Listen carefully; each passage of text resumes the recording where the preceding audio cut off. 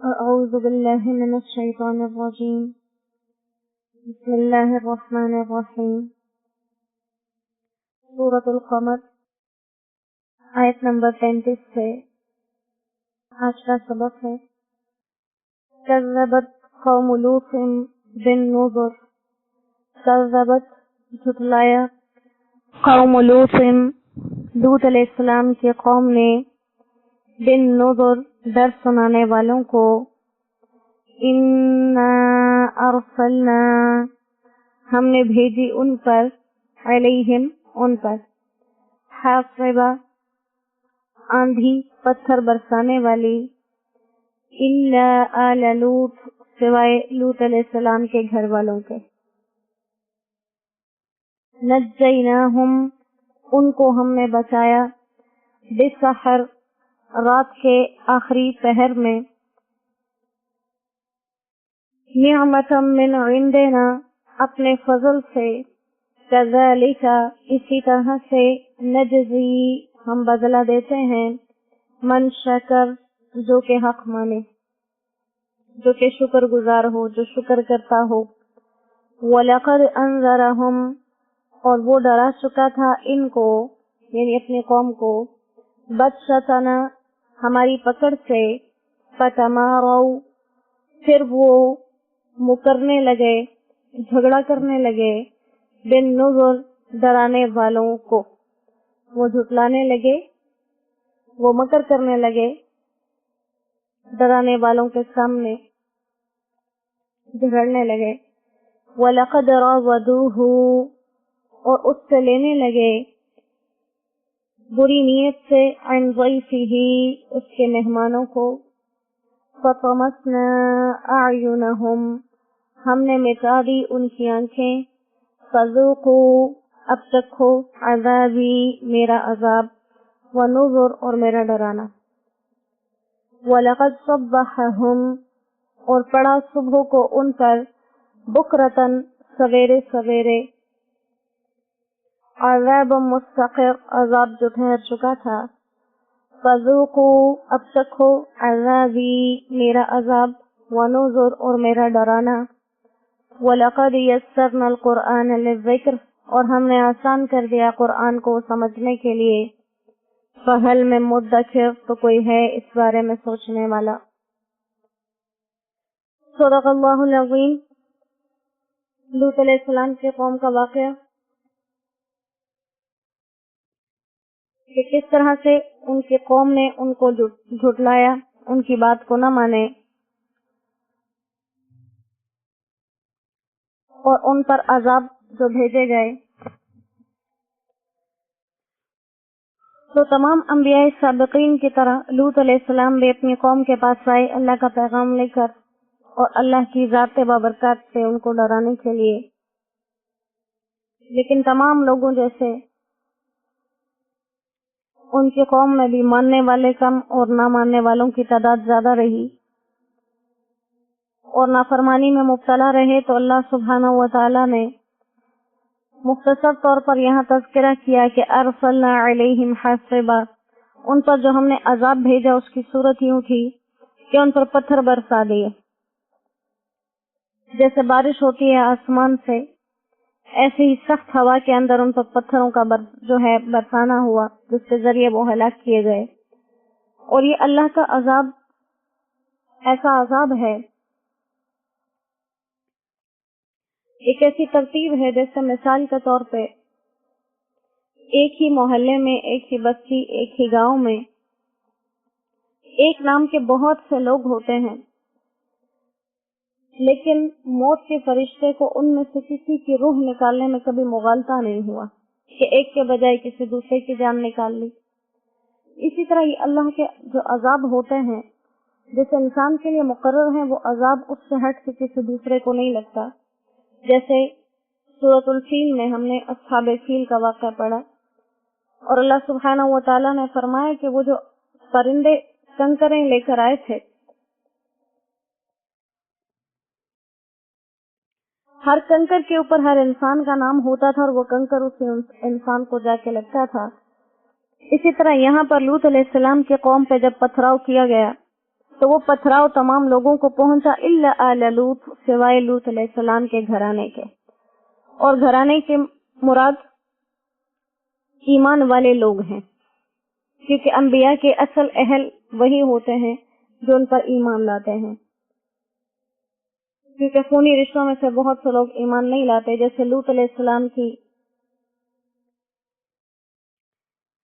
بیوی کے بارے میں آتا ہے کہ انہوں نے بھی حضرت لوط علیہ السلام پر ایمان نہیں لائیں، اور جس کی وجہ سے وہ ان کے ساتھ شامل نہ رہی۔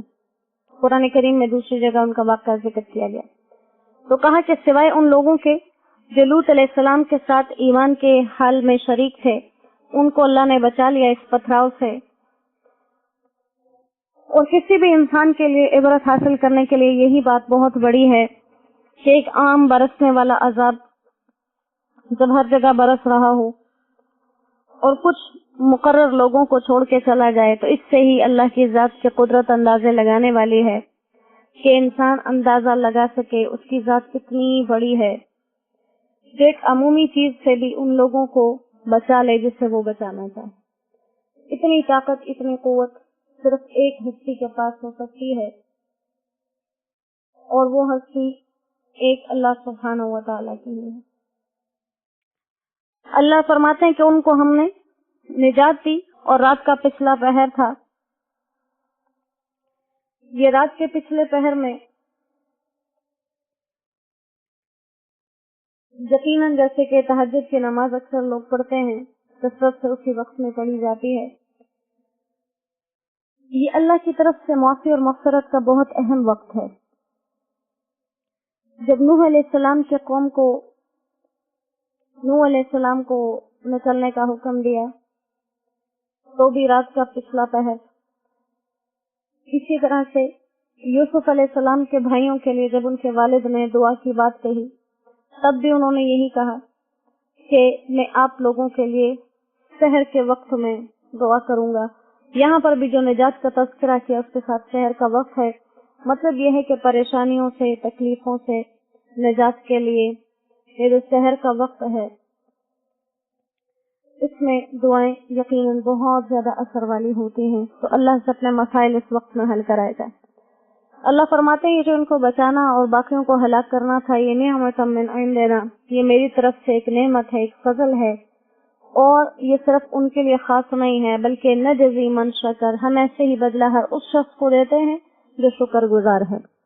جو اللہ کا شکر گزار ہے تو اللہ تو خود بہت بڑے قدردان ہیں، لہذا وہ اپنے شکر کرنے والوں کو کبھی ضائع نہیں کرتے۔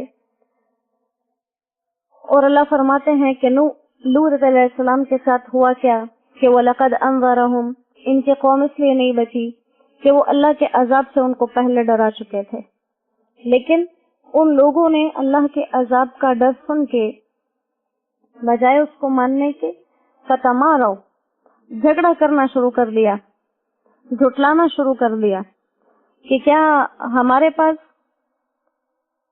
عذاب آئے گا، کیا ہم عذاب میں گرفتار ہوں گے، ہم تو ایسی طاقت والے، ہم تو ایسی شان و شوکت والے۔ تو وہ جھٹلانے لگے آپ کے ڈر سنانے کے بعد، اور اس کے ساتھ ساتھ مزید انہوں نے کیا اپنی سیاہ نصیبی دکھائی کہ وَلَقَدْ رَاوَدُوهُ عَنْ ضَيْفِهِ، آپ کے مہمانوں پر بھی بری نظر ڈالی۔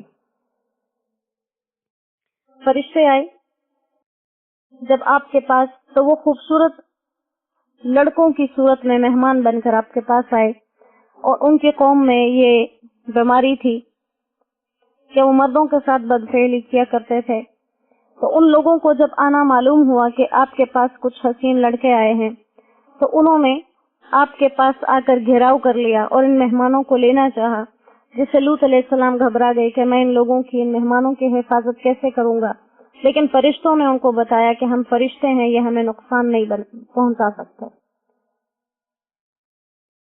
راودو کا لفظ مراودت سے نکلا ہے، اور یہ کسی کو اپنی نفسانی خواہش پورا کرنے کے لیے بہلانے پھسلانے کے معنی میں آتا ہے، اور چونکہ ان کی قوم اسے خباثت میں مبتلا تھی اور اللہ تعالیٰ نے ان کے امتحان کے لیے ان فرشتوں کو ایسی ہی صورتوں میں بھیجا تھا، اس لیے یہ لوگ ان کو اپنی خواہشات کا نشانہ بنانا چاہتے تھے، اور جب لوط علیہ السلام نے گھر کا دروازہ بند کر لیا تو یہ دیواریں پھلانگ کر اندر آ گئے. تو اس کے بعد فرشتوں نے انہیں اپنا راز ظاہر کیا کہ آپ فکر نہ کریں، یہ ہمارا کچھ نہیں بگاڑ سکتے. تو اللہ فرماتے ہیں کہ ان کے ساتھ میں نے کیا کیا کہ فَطَمَسْنَا أَعْيُنَهُمْ، میں نے ان کی آنکھوں کو مٹا دیا. حضرت جبریل امین نے اپنے پر کو ان کی آنکھوں پہ پھیر دیا جس سے وہ سب اندھے ہو گئے. تو اب اللہ سبحانہ و تعالیٰ نے پھر فرمایا کہ فَذُوقُوا عَذَابِي وَنُذُرْ، اب چکھو یہ میرا عذاب ہے، یہ وہ میرا ڈرانا کہ جس عذاب سے بھی تم ڈرتے نہیں تھے اور میرے ڈر سنانے والوں کا بھی تمہیں کوئی احساس نہیں ہوا کرتا. اور ان کے اوپر ایک ایسا عذاب آ گیا صبح سویرے جو ان کے لیے ٹھہر چکا تھا، اور وہی پتھراؤ ہوا تھا ان پر صبح کے وقت میں. اور یہ پتھر جس کو لگتا ہر پتھر کے اوپر ہر انسان کا نام. تو صبح سویرے ان کو یہ عذاب پہنچا جو ان کے لیے مقرر کیا گیا. پھر گویا کہ اللہ سبحانہ و تعالیٰ کا یہ عذاب جب انہیں پہنچا تو انہیں معلوم ہوا کہ واقعی جو بات کہی جاتی تھی وہ برحق ہے. فَذُوقُوا عَذَابِي وَنُذُرْ، اب چکھو میرا عذاب کیسا ہے اور میرا ڈرانا کیسا تھا. تو یہاں پر سورہ قمر کو قیامت کے قریب آنے کے ذکر سے شروع کیا گیا تھا تاکہ کفار و مشرکین جو دنیا کے حرص میں مبتلا ہیں اور آخرت سے غافل ہیں وہ ہوش میں آئیں. تو پہلے قیامت کے عذاب کا تذکرہ کیا، پھر دنیا میں بھی ایسے لوگوں کے انجام بد کو ان کو بتایا جو دنیا میں جھٹلاتے رہے تو ان کے ساتھ کیا ہوا. ان میں سے نوح علیہ السلام کے قوم کا تذکرہ گزرا کیونکہ سب سے پہلی قوم جو دنیا میں اللہ کے عذاب میں گرفتار ہوئی ہے وہی قوم ہے. پھر اس کے بعد عاد کا ذکر گزرا، سمود کا ذکر گزرا اور قوم لوط کا ذکر گزرا. اس کے بعد ابھی آگے فرعون کے قوم کا واقعہ آئے گا. تو یہ وہ واقعات اللہ سبحانہ و تعالیٰ ہم کو سنانا چاہ رہے ہیں. اور اللہ فرماتے ہیں کہ میرے عذاب کو دیکھو، میرے ڈرانے کو. جو لوگ میرے عذاب سے نہیں ڈرتے، میرے ڈر سنانے والوں کے ڈرانے سے پریشان نہیں ہوتے، وہ یہ بات اپنے ذہن میں رکھ لیں کہ میں ہی اللہ ہوں اور جو میں چاہتا ہوں وہ ہو کے رہتا ہے. اسی لیے ہم تک یہ پیغامات پہنچائے گئے کہ تم کہیں اللہ کے نافرمانی میں مبتلا نہ ہو جانا. اللہ فرماتے ہیں وَلَقَدْ يَسَّرْنَا الْقُرْآنَ، ہم نے آسان کر دیا قرآن کو سمجھنے کے لیے. تو کیا کوئی ہے اس میں سوچنے والا؟ اللہ کریم ہمیں اس قرآن کی سوچ عطا فرما دیں اور سمجھنے کی توفیق عطا فرما دیں کہ جتنی زندگی ہم اپنی بیکار میں گزار رہے ہیں ہم اپنی زندگی کو کسی ایسے کام میں لگا دیں، کسی ایسے کام کے ساتھ جوڑ دیں جو ہمیں اللہ سے ملانے والے ہوں. ہم قرآن پڑھنے والے بنے، ہم نمازوں میں جھکنے والے بنے، ہم عاجزی کی نمازیں پڑھنے والے بنے، ہم دھیان اور توجہ سے اللہ کے تذکرے کرنے والے بنے. یہ دنیا ختم ہوگی، ساتھ کوئی نہیں لے کر گیا، ہم بھی نہیں لے کے جا سکتے. ہر انسان کا صرف دنیا میں اتنا حصہ ہے جو یہاں رہ کر استعمال کیا اور جو اعمال کی صورت میں آگے بھیج دیا. جب یہ آنکھیں بند ہو جائیں گے اس کے بعد اس دنیا کا ہم سے کوئی واسطہ نہیں اور ہمارا اس دنیا سے کوئی واسطہ نہیں. لہٰذا ہر انسان اپنے اس مقام کو سامنے رکھے کہ اللہ کے سامنے پیشی ہے اور ہم کسی چیز کے لیے اللہ سے گلہ نہیں کر سکتے. ہر قوم کے حالات اللہ نے ہمیں سنا دیے، ہر قوم کی برائی ہمارے سامنے ذکر کر دی کہ یہ برائی کرنے والوں کا یہ انجام ہوا، یہ برائی کرنے والوں کا یہ انجام ہوا. اور مطلب کیا ہے کہ کہیں تم ان حالات میں مبتلا نہ ہو جانا.